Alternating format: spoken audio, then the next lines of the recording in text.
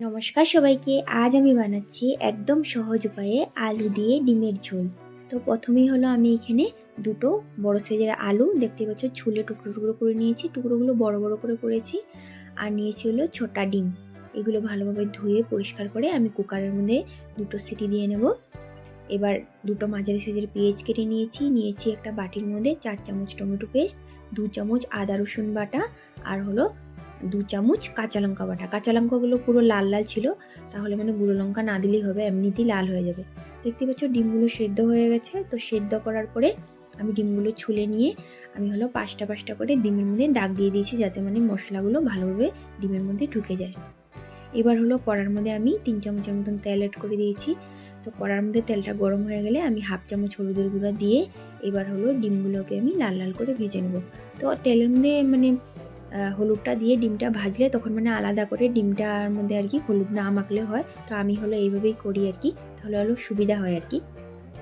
দেখতে পাচ্ছ ডিমগুলো ভাজা হয়ে গেছে। ডিমগুলো ভাজা হয়ে গেলে নামিয়ে নিয়েছি। তো তোমরা চাইলে আলুগুলোও ভাজতে পারো, আমি আর আলুটা ভাজবো না আর কি। এবার হলো আমি আরও 4 চামচ তেল অ্যাড করে দিয়েছি কড়ার মধ্যে। এবার হলো পেঁয়াজ কুচিগুলো অ্যাড করে আমি দিয়েছি হলো 2 চামচ লবণ। 2 চামচ লবণ দিয়ে আমি পেঁয়াজটাকে হলো দেখতে পাচ্ছ মাঝারি আঁচে আর কি ভালোভাবে ভেজে নরম করে নেব। পেঁয়াজগুলো ভালোভাবে নরম হয়ে গেলে আমি হলো বাটা মশলাগুলো সবগুলো অ্যাড করে দেবো। দিব হলো হাফ চামচ হলুদের গুঁড়ো, 1 চামচ জিরে ধনে গুঁড়ো। এবার হলো আমি মশলাটাকে ভালোভাবে কষিয়ে নেব। এটা হলো মাঝারি ফ্লেমে আমি কষাবো আর কি। তো এটা কষাতে হলো 10 মিনিটের মতন সময় লাগবে। তো মশলাটা ভালোভাবে কষানো হয়ে গেলে আমি হলো এখানে পরিমাণ মতন জল অ্যাড করে দেবো। আমি দিয়েছি হলো এখানে 1.5 গ্লাসের মতন জল। তোমরা তোমাদের আন্দাজ মতন আর কি যার যতটুকু লাগবে আর কি জলটা অ্যাড করে দিতে পারো। জলটা অ্যাড করে আমি হলো ভালোভাবে জলটার সাথে আর কি মশলাটা ভালোভাবে মিশিয়ে নেব। এবার হলো সেদ্ধ করা আলুগুলো অ্যাড করে দিয়েছি। সেদ্ধ করা আলুগুলো অ্যাড করে এবার ভাজা ডিমগুলো আমি করে দিয়েছি।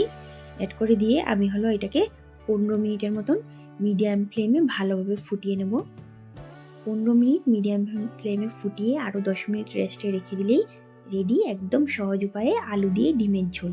রেসিপিটা তোমাদের কেমন লাগলো কমেন্টে অবশ্যই জানিও। পুরো রেসিপিটা দেখার জন্য তোমাদেরকে অসংখ্য ধন্যবাদ।